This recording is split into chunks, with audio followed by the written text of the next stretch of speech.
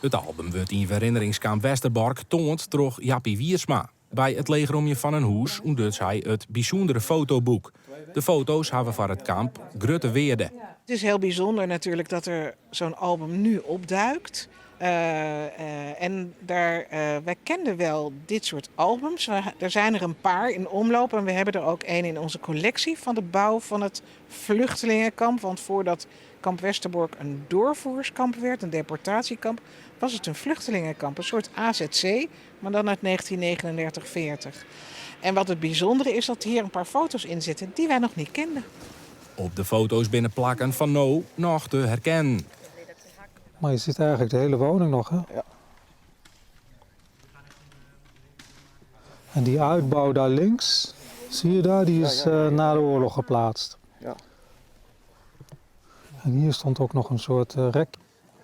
Voor Wiersma is het een bijzonder moment om het fotoboek oer te dragen. Onder het plak werd de foto's maken binnen. Ja, dat is iets speciaals, hè, wat dat ook wordt. En dat is hartstikke leuk dan je dat vinden en gelukkig net voortgooien.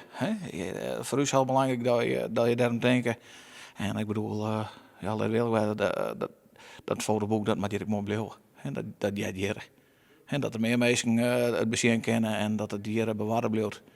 Dat we eraan net mee binnen en dan de band van u, dan denk je, oh ja, dat had ik uit van. Zo, weet je wel. Dat is mooi. Beeldmateriaal is voor het kamp Westerbork ontzettend belangrijk en er is altijd verlet van meer. Zo iemand als Jappie Wiersma, die vindt dus zo'n album. En dat vind ik dan zo mooi, dat hij dat heeft opgemerkt, dat hij dat gezien heeft. En dat hij meteen begrepen heeft, dit is iets bijzonders.